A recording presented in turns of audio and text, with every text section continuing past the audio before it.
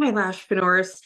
Today we're going to talk about something that has absolutely changed my life for the better. And I've probably mentioned it a few times. You've probably heard me talk about it, but I'm going to explain a lot more today and really share how something like breathwork has absolutely changed my life and why I became a facilitator of it, because it has been so life-changing, because I wanted to share this tool and this technique with others to have the same transformation. So that is the focus of today's episode, is breath work. And what is it? So at LashCon, I did a mini, tiny little version of a breathing technique, but that to me is not breath work. That is just a way for you to recognize how powerful your breath is. And that I shared at LashCon is called box breathing. So I'll walk you through that right now, just so you can go through that exercise yourself and experience the benefits that come from it. But then we're going to do a deep dive into what actually is breath work and why has it been so powerful for me. So box breathing is, you're going to count, you breathe in for 4, hold for 4, breathe out for 4, hold for 4. So we'll do 4 rounds of that. Please do that with me. Even if you're, driving or listening, you can still do it at tempo. But it is best when you can close your eyes and really go internal. So again, you can access this anytime. You're going to know how to do it. So ready? We're going to breathe in on the count of 4. So ready? 1, 2, 3, 4. Breathe in. 2, 3, 4. Hold. 2, 3, 4. Out. 2, 3, 4. Hold. 2, 3, 4. Again, in. 2, 3, 4. Hold. 2, 3, 4. Out.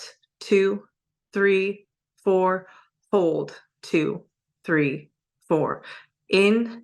2, 3, 4. Hold. 2, 3, 4. Out. 2, 3, 4. Hold. 2, 3, 4. Deep breath in through the nose and out through the mouth. Already you may have noticed just your body, your nervous system has come down a little bit. Maybe now it's going back up, maybe it's staying low. If at any point you start to feel yourself becoming dysregulated or emotionally charged, that is a great way for you to be able to calm your nervous system. So let's talk about just that experience alone, and I'll go deeper dive into a hour-long breathwork session and what that looks like, and what I'm certified in somatic release breathwork and what that style is. So what's happening there is, generally speaking, when we are feeling very intense emotions, we are in a state of fight or flight, fawn or freeze, but fight or flight is tending to be the most popular ones, where the back part of our brain is really activated in survival mode. It is perceiving some sort of threat, and it is sending cortisol, your stress hormone, dumping into your body to get you to fight or flight or escape whatever the threat is, which is great when you're trying to survive something. However, in our modern day world, there's very few things that actually are a physical threat to us now. Most of our threats nowadays are mental and psychological. And it's really hard when you have something that is happening in your head that your brain perceives as a threat to you, but isn't actually in your reality, because your brain does not know the difference between a thought you think and what's happening in your outside world. So when we have something like triggers or trauma responses, our brain thinks we are back in that situation that we were in that was so terrifying, and it is stored. That feeling is stored in your body. So your brain accesses that feeling really quickly, and it puts your body in that same state as if it was happening to you in that moment. However, if you are not in that moment, you are not in some sort of triggered response, and you may not even remember the original trigger. There's a lot of people that block things out, or it happened when we were so young that we don't, it's kind of just stored in our subconscious, but not really in our conscious mind. Then we're having an anxious attack or feelings that we don't like, but we don't know how to get them to stop. We don't, right? Because there is nothing external to us that we can do, because it's an internal thing that's happening. Right. So this is where, somebody can say something, or you can hear a sound or a smell or something triggers your body to feel panic or terror or anger or frustration or rage or whatever. But that emotion is not logical for the experience that you're having. This can often happen in the middle of the night when you wake up and you're like freaking out and you're ruminating about so many things, or you're super anxious in the middle of the night when technically you're safe and there's no reason to be stressed. Maybe something in the future or something in the past, but at that moment, you're perfectly fine physiologically, but mentally you're not. So when we understand that that is what's happening in our brain, we lose access to the front part of our brain, which is called the prefrontal cortex. And that's where logic and rational thought happens. A different way to look at this is the front part of your brain is the adult part of your brain, the evolved part of your brain that can logic its way through things like, let's just say your partner said something, or no, let's just go to a client. Like a client says something to you that comes off as disrespectful, right? You and your logical brain can go, well, that must be a client issue. That had nothing to do with me. Like she's just crazy or whatever. But if you get emotionally dysregulated, where all of a sudden this disrespect is like making you want to like lash out at this client or punish this client or fire this client, well, that would be more of like the childlike part of our brain. It's very reactive. It's very emotion based. It's very intense. It's very strong feelings. All of a sudden, our nervous system is dysregulated, and we've hijacked our nervous system because of all of these hormones being dumped into our body. So when I talk about the anxiety and depression that I experienced for a big chunk of the last probably 15 years,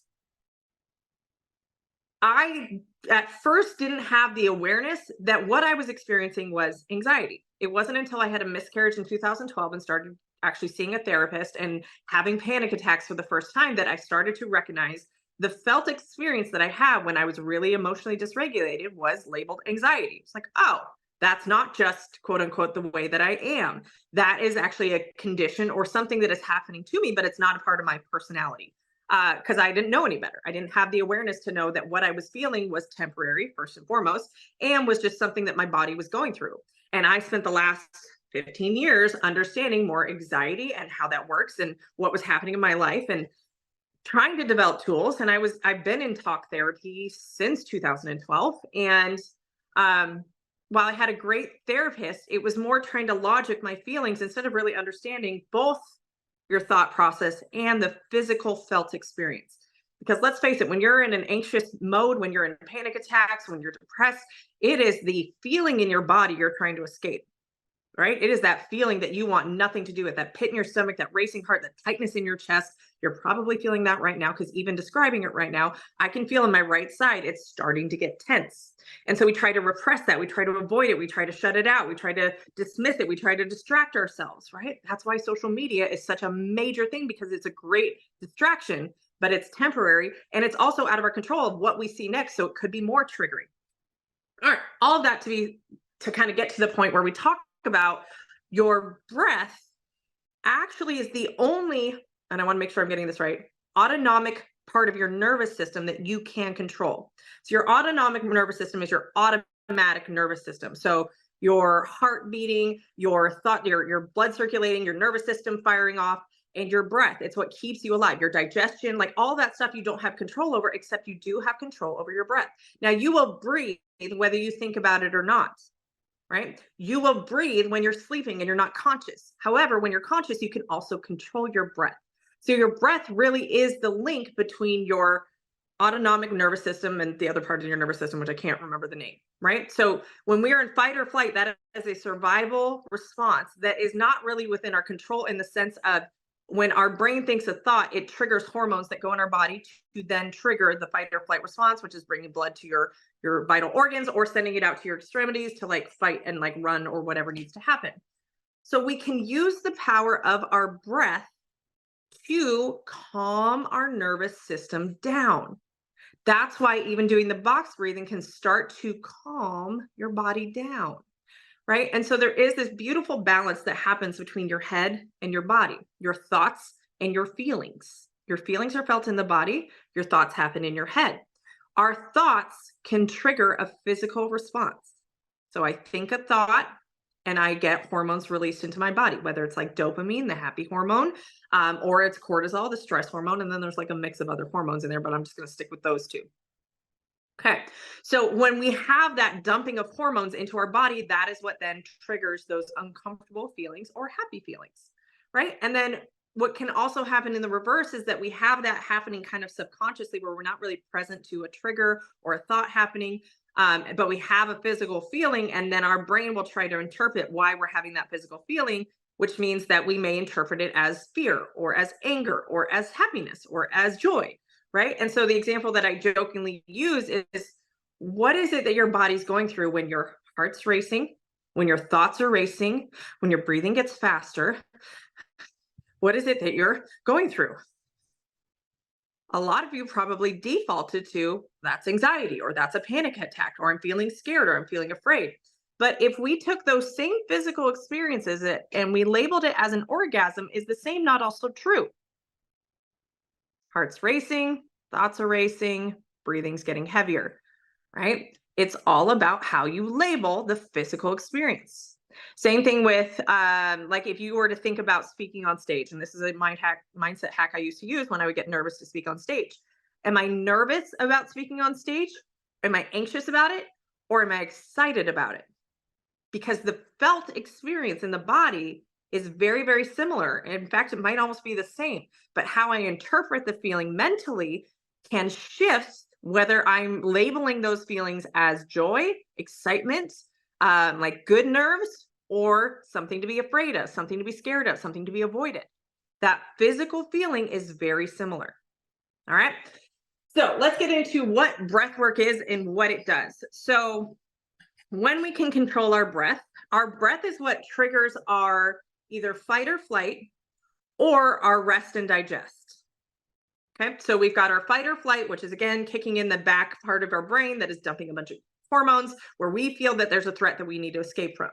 Our rest and digest is where we can process things, where our logic kind of kicks in, where we can think clearly, right? We're not in like a fog of fear. We're in a calm, regulated state, and we can experience peace, joy, calmness, safety, security, all those yummy, yummy feelings.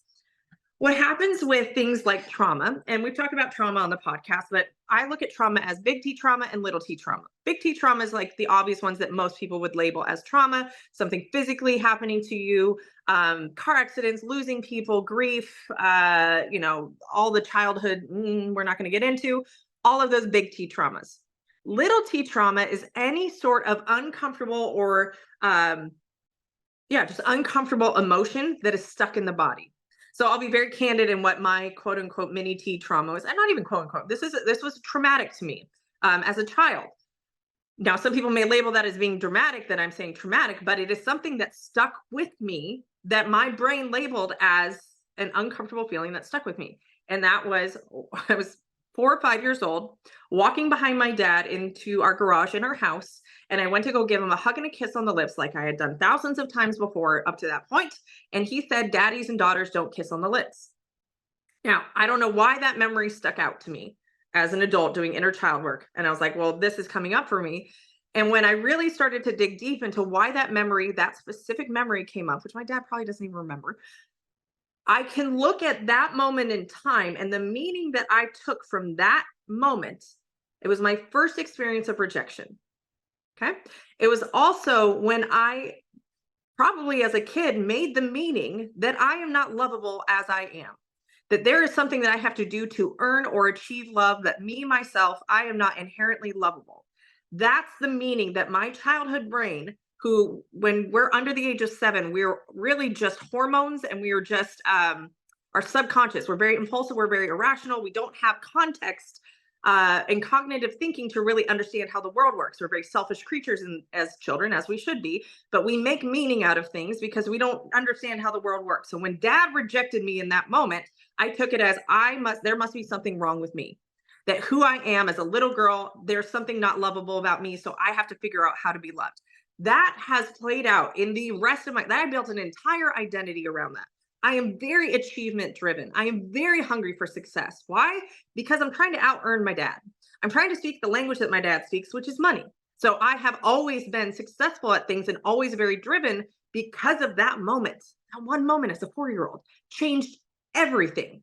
Didn't know it then, had no idea until I was in my mid-30s to like really uncover where the root of like avoiding rejection came from. It has played out in my relationships, right? It has played out in everything in my life when I am trying to avoid rejection because of the hurt that it caused in that moment at 4 years old, right? So that would be a little T trauma that gets stuck in our body, and we build a whole protection, adaptive skills around protecting us from experiencing that pain.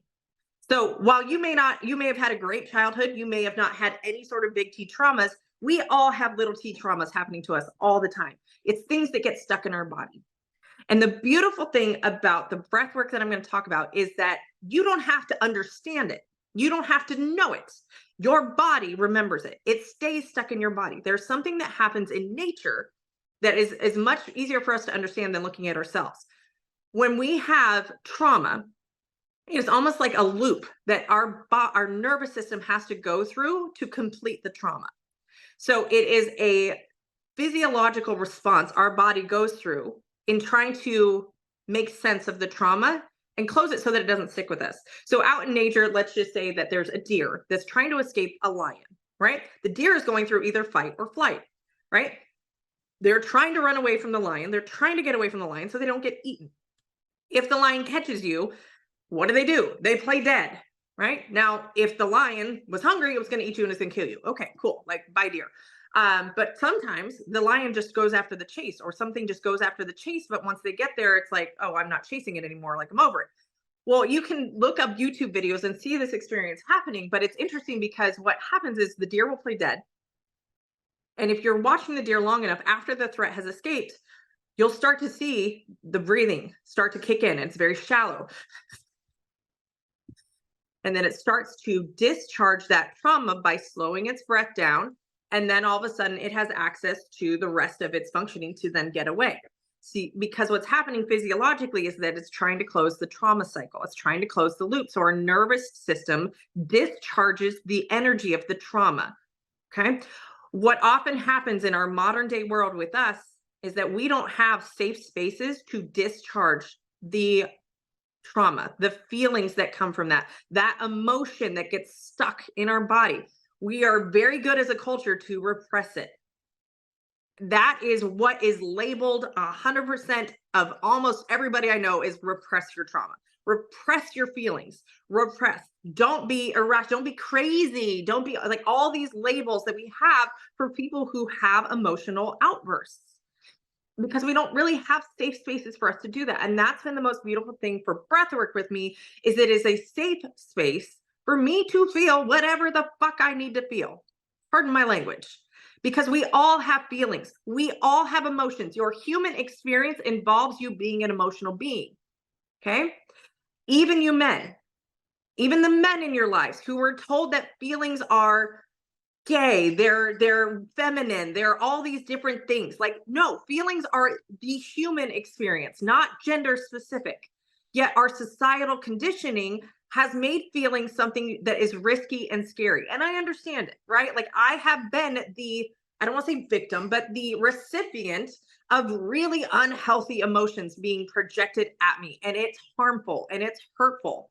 Right. So that is probably why we think it's better to repress so we don't hurt other people with our dysregulated emotions. Or we have dysregulated emotions and we're labeled as crazy and we're labeled as psycho or whatever people, because they don't understand it, want to label it. So we avoid it, and everybody represses.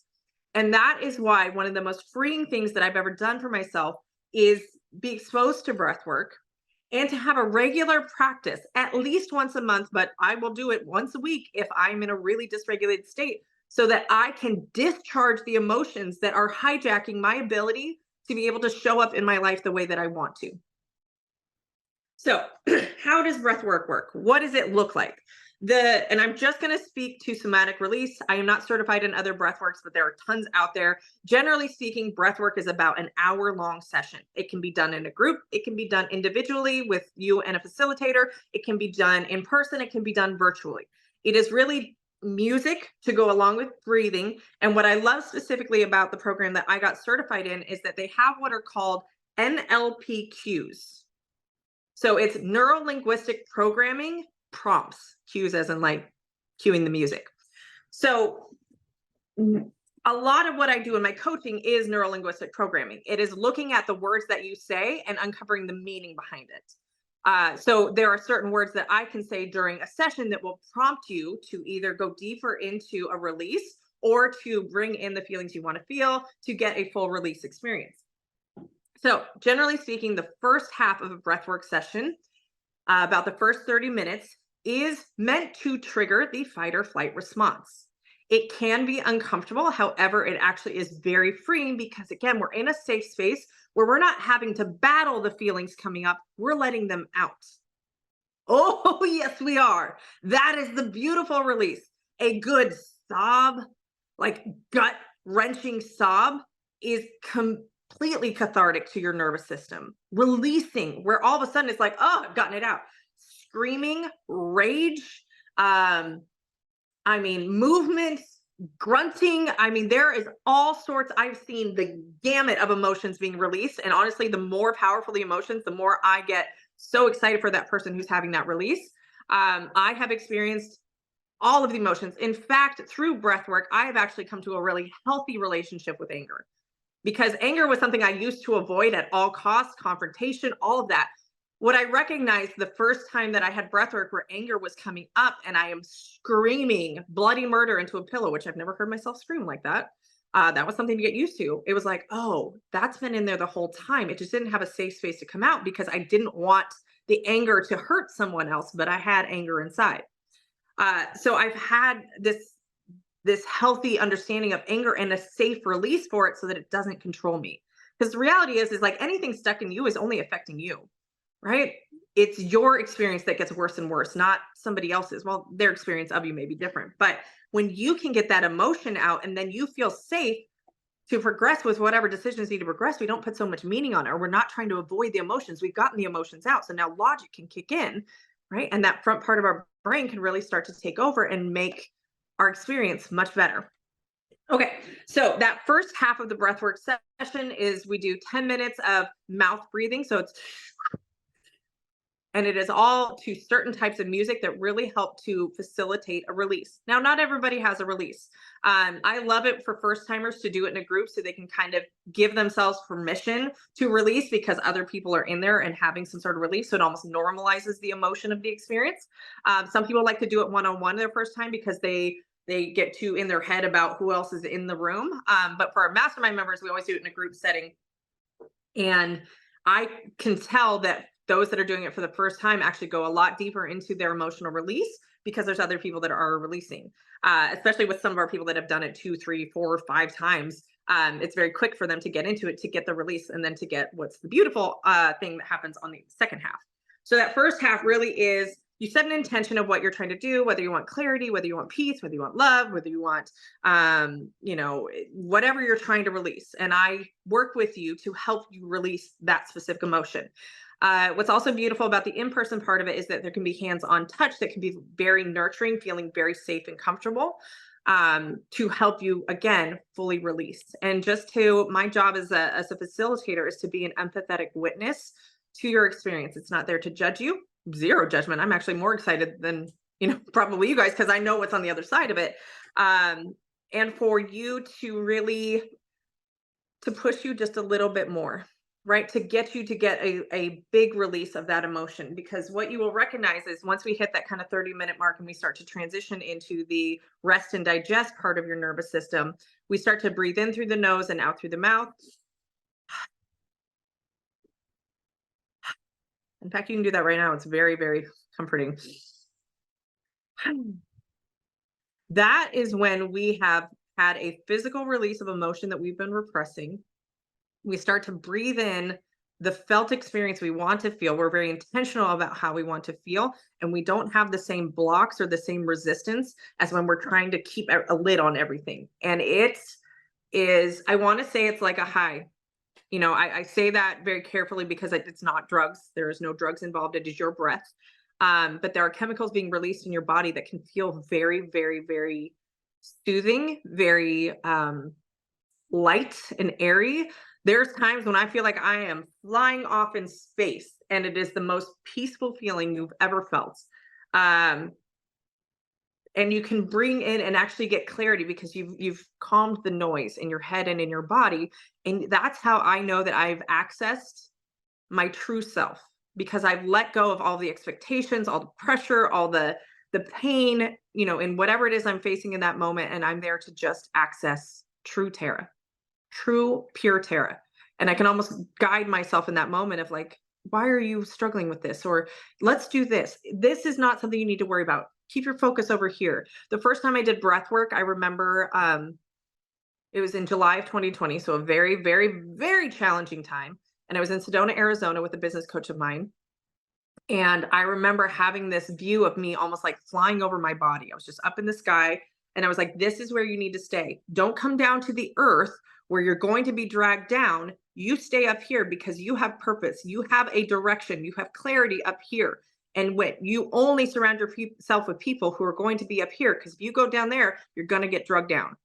And I still remember that vision very clearly. And I made decisions in my life moving forward based on that perspective that I gained.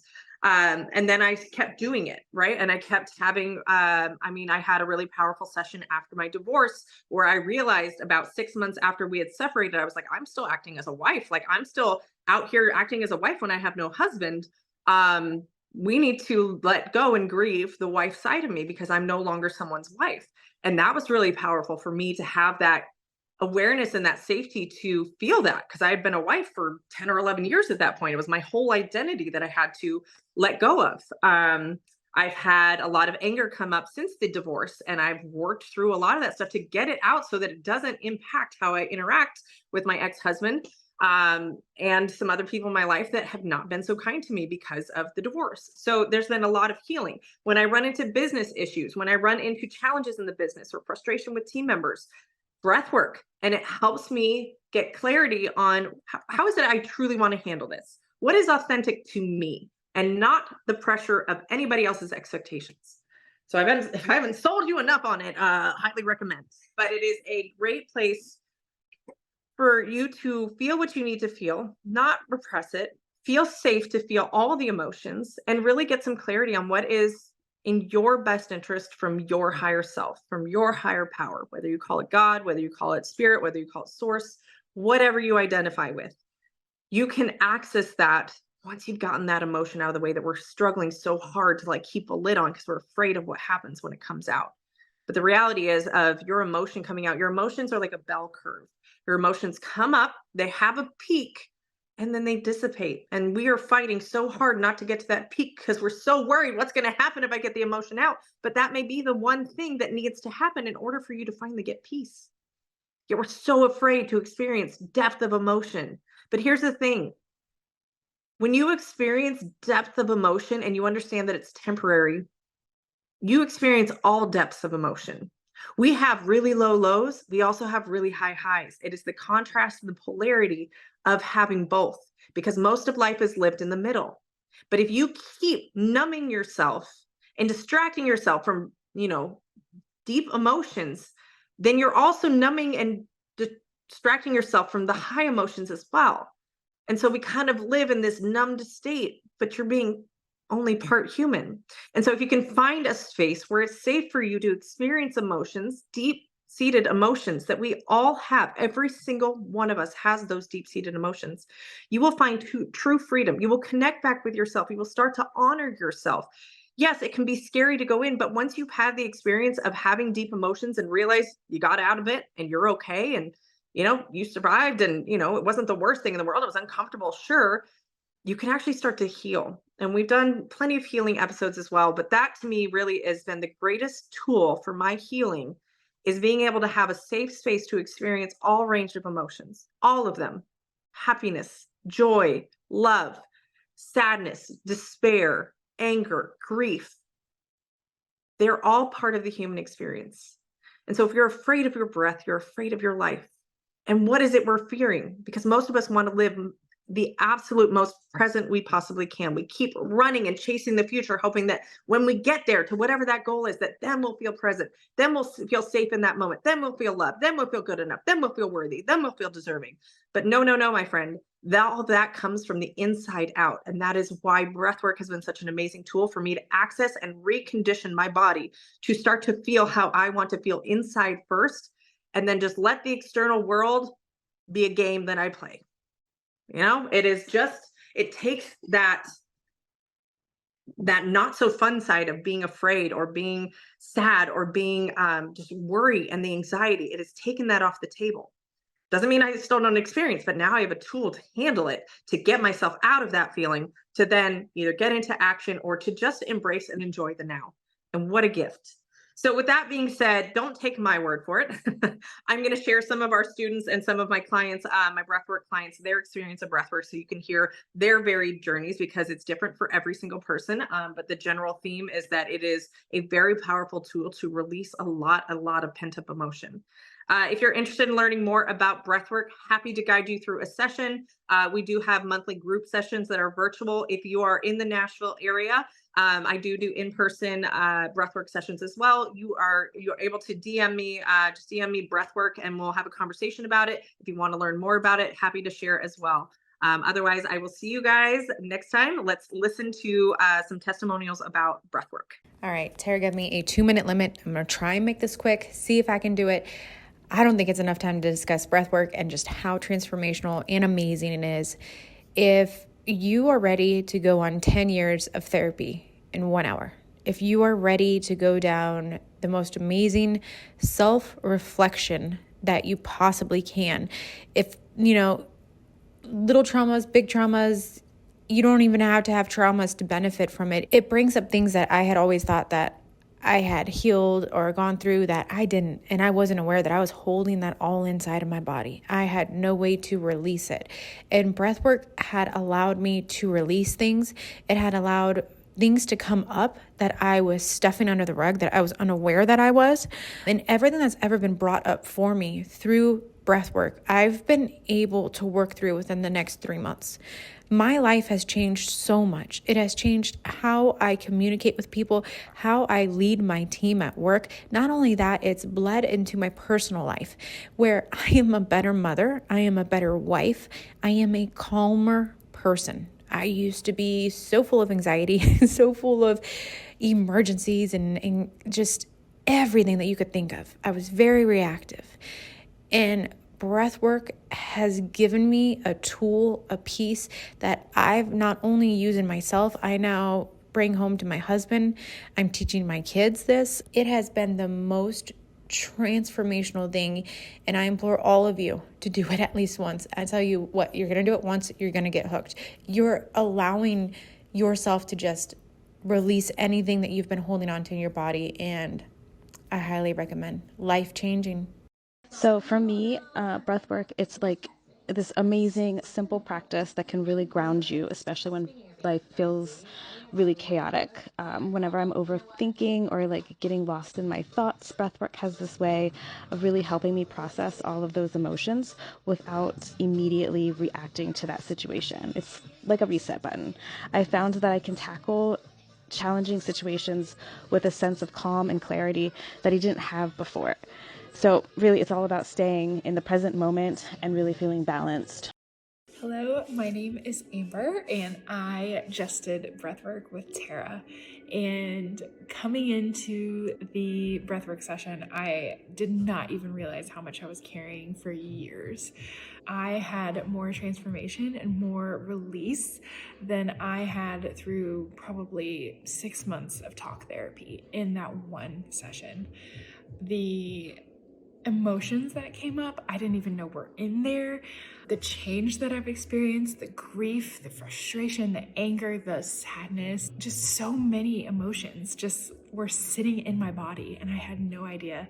And having literally an hour session with Tara to just do breath work, was able to focus on myself, give myself some time to process this because I'm so busy worrying about everyone else. And so being able to sit down with my own stuff and have a safe place. Tara guided me so well through it. She read my body and what was happening, and she guided me into different types of breathing.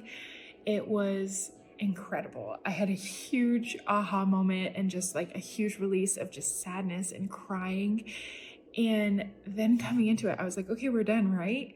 And coming into the next one, she was like, okay, we're going back into our steady breathing. And then we went back into it. And I felt so much resistance, but she guided me through that.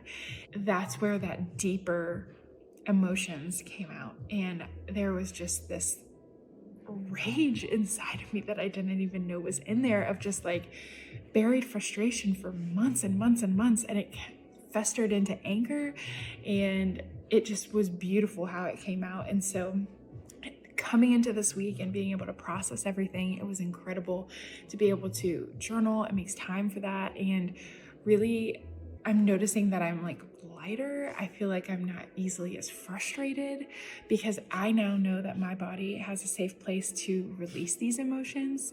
And that alone was worth it in every single way possible.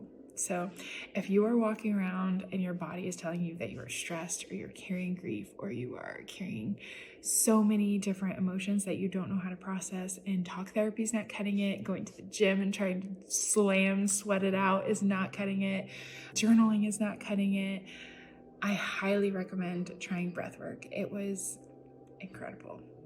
And I can't recommend Tara enough. She is absolutely the most talented professional I've ever worked with for breathwork. And it is, buckle up, because it's a journey, but it is so worth it. And yourself will always be grateful.